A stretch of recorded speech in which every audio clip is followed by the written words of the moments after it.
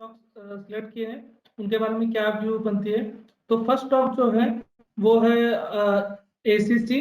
अगर एसीसी को देखा जाए तो यहाँ पर एक पैटर्न बना है, प्राइस एक्शन पैटर्न। तो उस पैटर्न के हिसाब से हम लोग इसमें एक बाय का ट्रेड भी फाइंड आउट कर सकते हैं। अगर यहाँ पर एक पैटर्न दिख रहा है उसमें जो बुलिश पैटर्न है उसमें से एक ब्रेकआउट मिल गया है। तो ब्रेकआउट मिलने के बाद कल का जो ब्रेकआउट मंडे को ब्रेकआउट दिया, उसके बाद आज उसमें ज्यादा मोमेंटम नहीं दिखाई दिया।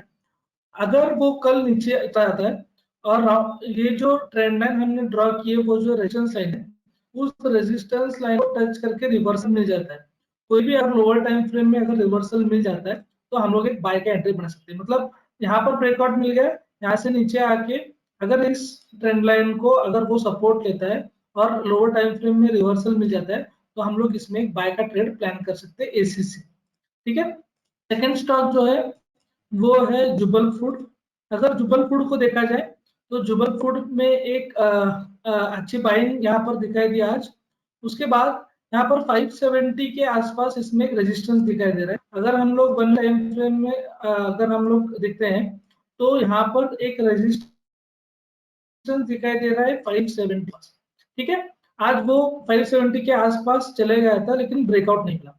अगर इसके ऊपर हमको एक लोअर टाइम फ्रेम कैंडल कल अगर इसके ऊपर क्लोजर होती है तो हम लोग इसमें भी एक बाय का प्लान बना सकते हैं जुबल फूड में। ठीक है। 600 और 610 के आसपास हम लोग एक टारगेट रख सकते हैं जुबल फूड। ठीक है। मतलब एक अच्छा ब्रेकआउट मिल गया है। तो जो फर्स्ट एक जो प्रीवियस जो रेजिस्टेंस था वो रेजिस्टेंस के ऊपर क्लोज हो चुका है। तो अगर यहाँ पर ये जो वीकली टाइम फ्रेम में हमको जो दिखाई दे रहा है रेजिस्टेंस, अगर उस रेजिस्टेंस के ऊपर एक लोअर टाइम फ्रेम कैंडल भी अगर क्लोज होती है तो एक अच्छा खासा मूव इसमें भी बाय के लिए हमको दिख सकता है। ठीक है। थर्ड स्टॉक जो है वो है जेडब्ल्यू स्टील। हम लोग थर्ड स्टॉक देखते हैं। अगर थर्ड स्टॉक को देखा जाए तो जेएसडब्ल्यू स्टील जो है इसमें भी हमको एक रेजिस्टेंस दिखाई दे रहा है। मतलब 796 797 के आसपास यहाँ पर एक रेजिस्टेंस है, यहाँ से एक फॉल आ गया था। उसी प्राइस के आस वो जाता हुआ दिख रहा है। अगर इस प्राइस पे अगर कल मिल जाता है और रिवर्सल लोअर टाइम फ्रेम में रिवर्सल मिल जाता है तो एक डाउनवर्ड मूव हम लोग प्लान कर सकते हैं। ठीक है। और जो फोर्थ स्टॉक है, आज हम लोग 4 स्टॉक सिलेक्ट किए हैं। फोर्थ स्टॉक है वो है हिंद कॉपर। अगर हिंद कॉपर को देखा जाए तो यहाँ पर कोई लाइन वगैरह ड्रॉ करने की जरूरत नहीं है। ये कैंडलस्टिक आपको पता है एक जो हैमर है, लेकिन डाउनफॉल का हैमर जो है वो बना चुका है वन डे टाइम फ्रेम में। ठीक है। अगर इसका लो ब्रेक होता है तो हम लोग एक सेल साइड एक ट्रेड प्लान कर सकते हैं।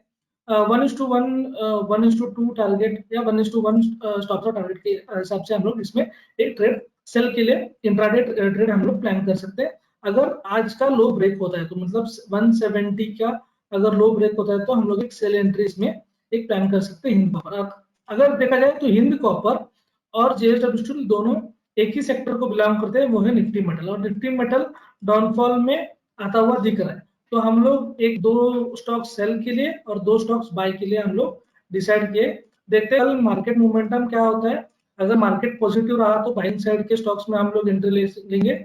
अगर सेल साइड पे अगर वो मार्केट दिख रहा है, अगर डाउनफॉल आता हुआ दिखा निफ्टी और बैंक निफ्टी में, तो हम लोग सेल साइड के स्टॉक्स में हम लोग इसमें एंट्री लेंगे।